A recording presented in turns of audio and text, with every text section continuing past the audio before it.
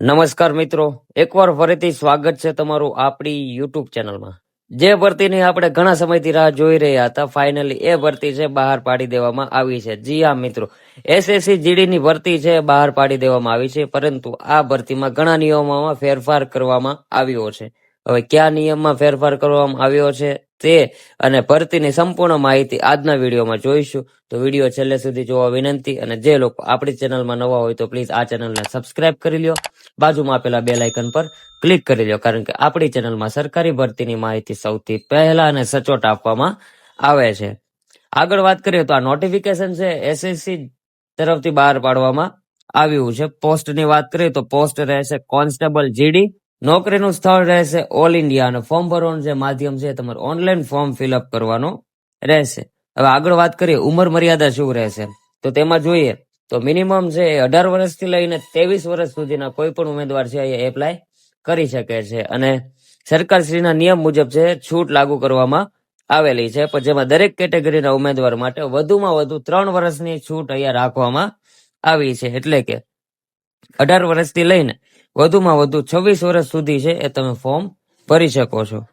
Form ફીસની વાત કરી લઈએ તો 100 રૂપિયા ફીસ રાખવામાં આવી છે, જે ઓબીસી, ઈડબ્લ્યુએસ અને જનરલ કેટેગરીના મેલ કેન્ડિડેટ માટે લાગુ કરવામાં આવી છે, જ્યારે એસસી, એસટી અને ફિમેલ કેન્ડિડેટ માટે કોઈ પણ પ્રકારનું ચલણ રાખવામાં આવ્યું નથી, અને આ પેમેન્ટ છે તમારે ઓનલાઈન ચુકવણી કરવાનું રહેશે.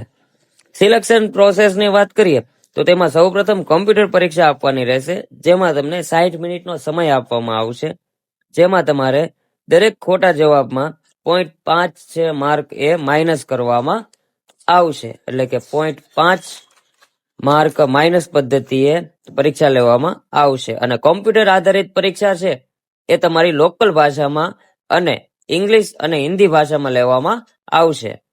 એટલે કે જે તે રાજ્યમાંથી તમે ફોર્મ ભરો છો એ રાજ્યની લોકલ લેંગ્વેજ હોય એમાં, અને ઇંગ્લિશ અને હિન્દી 2 ભાષા એટલે કે 3 ટોટલ લેંગ્વેજમાં છે એ પરીક્ષા લેવામાં આવશે. હવે જોઈએ તો આ પરીક્ષામાં તમને 80 પ્રશ્નો પૂછવામાં આવશે, અને 160 માર્ક હશે, જેના માટે તમને 60 મિનિટનો સમય આપવામાં આવશે. હવે આપણે જોઈએ કે પરીક્ષાના વિષયો ક્યાં રહેશે અને માર્ક કેટલા રહેશે.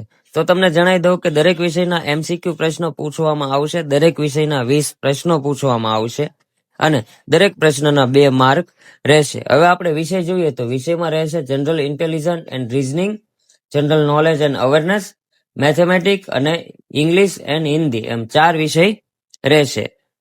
આ 4 વિષયના પ્રશ્નો પૂછવામાં આવશે. જો તમારે એસએસસી જીડી નો સિલેબસ જોઈતો હોય તો નીચે ડિસ્ક્રિપ્શન બોક્સમાં ઇન્સ્ટાગ્રામની લિંક આપું છું, ત્યાં જઈને તમે ડીએમ કરો, એ ડીએમમાં તમને છે એ સિલેબસ મળી જશે.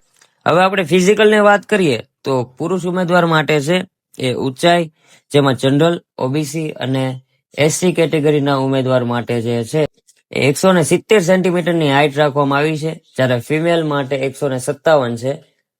હાઇટ એસટી કેટેગરીના ઉમેદવારો માટે 162.5 રાખવામાં આવી છે, જ્યારે ફિમેલ માટે 150 રાખવામાં આવી છે. ચેસ્ટની વાત કરીએ તો ચેસ્ટમાં રહેશે ઓપન, ઓબીસી અને એસસી માટે 80 થી લઈને 85 સેન્ટીમીટર, અને એસટી કેટેગરી માટે 76 થી લઈને 81 સેન્ટીમીટર રહેશે.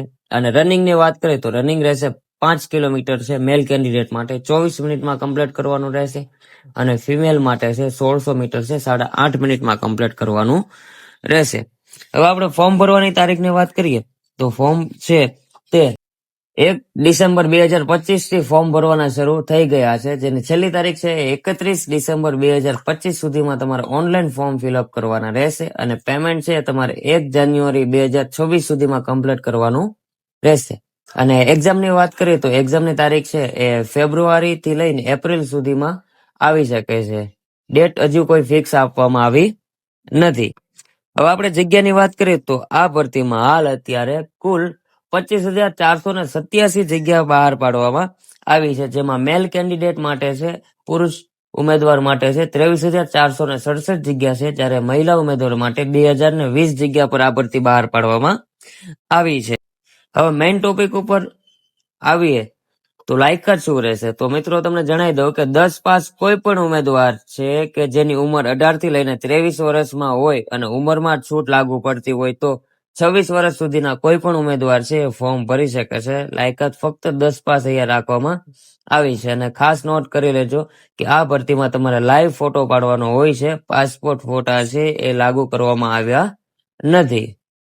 હવે આપણે નિયમની વાત કરીએ તો આ વર્ષે નિયમમાં જે ફેરફાર કરવામાં આવ્યો છે તે ડોમિસાઇલ સર્ટીને લઈને ફેરફાર કરવામાં આવ્યો છે. પહેલા એવું થતું કે કોઈ ઉમેદવાર જે તે રાજ્યનું મેરિટ નીચું જતું તે રાજ્યનું ડોમિસાઇલ સર્ટી કઢાવીને ફોર્મ ભરી નોકરી મેળવી લેતા, પરંતુ આ વર્ષે એવું નહીં થાય.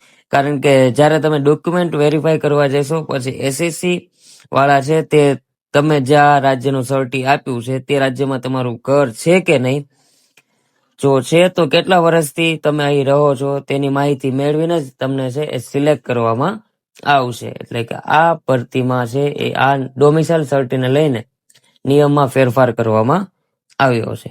તો મિત્રો એસએસસી તરફથી જે ભરતી બહાર પાડવામાં આવી છે તેની સંપૂર્ણ માહિતી મેં તમને અહીંયા જણાવી દીધી. છતાં આ ભરતીને લઈને કાંઈ પણ પ્રશ્ન હોય તો મને નીચે કમેન્ટ કરો, જેથી કરીને તમારી સમસ્યાનું સમાધાન કરી શકું.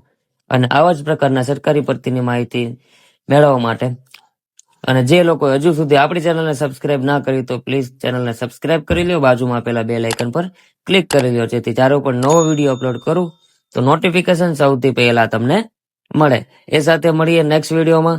જય હિન્દ, જય ભારત.